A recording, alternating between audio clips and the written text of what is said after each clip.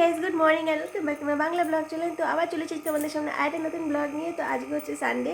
তো আজকে সকালবেলায় উঠে একটু ওয়ার্কআউট করে নিলাম। তার কারণ আমি রুটিনটা ফলো করছি এই কারণে যে একটু মোটা হয়ে গেছি, সেই জন্য আমি ভাবছি যে একটুখানি ওয়ার্কআউট করি। কাল থেকে শুরু করেছি, তো আজকে নিয়ে সেকেন্ড দিন আজকে। তো দেখি কতদূর করতে পারি। খুব কষ্ট হয় করতে মানে প্রথম করতে খুব কষ্ট হয়, তারপরে আস্তে আস্তে নিশ্চয়ই ঠিক হয়ে যাবে। তো চলো, ওয়ার্কআউটের আজকে সেকেন্ড দিন কমপ্লিট হয়ে গেছে। তো এখন হচ্ছে যাবো স্নান সেরে পুজো দিতে যাব। তো চলো দেখতে থাকো ব্লগটা, নিশ্চয়ই ভালো লাগবে। চলো।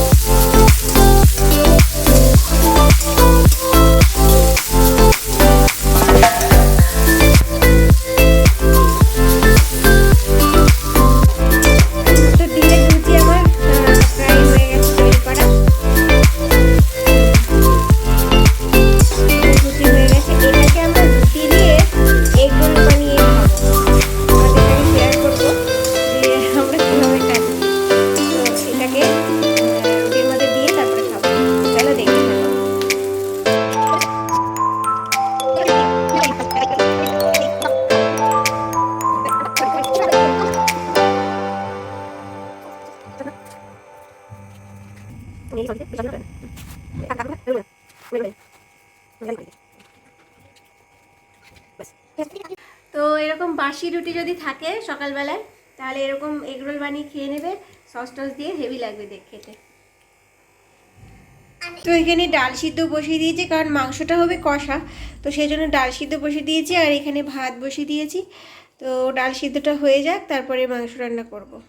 তো দেখে নাও, মাংস এখানে ম্যারিনেট করে রেখেছি। আর হচ্ছে এখানে পেঁয়াজ কেটে রেখেছি, কাঁচা লঙ্কা চিড়ে রেখে দিয়েছি। তো মাংসে কষা কষা হবে আজকে, কোনো ঝোল হবে না, অনলি কষা কষা। আর সিদ্ধ ডাল, পেঁয়াজ, কাঁচা লঙ্কা দিয়ে হেভি লাগে খেতে।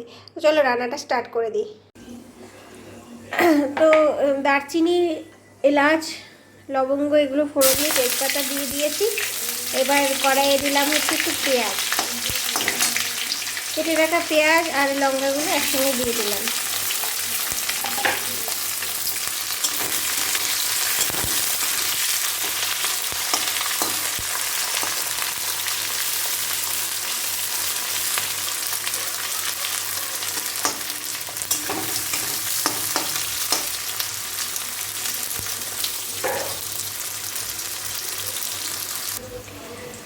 তো এখানে দেখো, এই মাংসটা দিয়ে দেবো। পেঁয়াজগুলো হাফ ভাজা হয়ে গেছে, এবার মাংসটা দিয়ে দিলাম।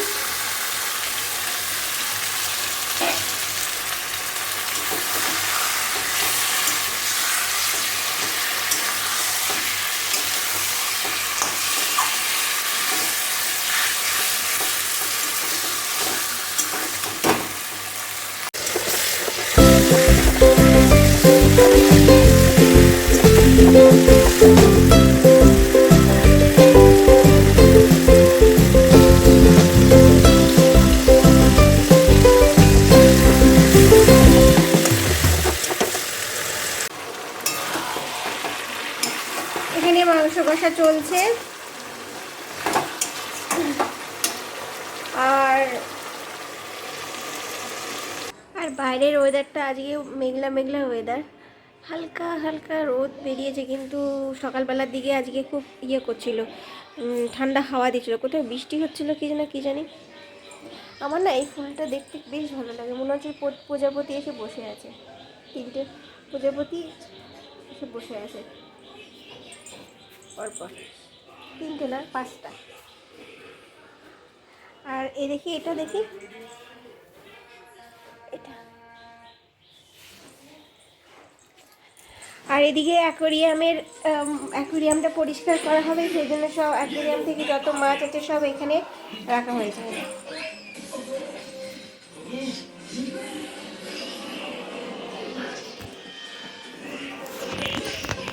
আমার মেয়ে এদিকে পড়ার পরে বই খাতাগুলো সব পরিষ্কার করছে,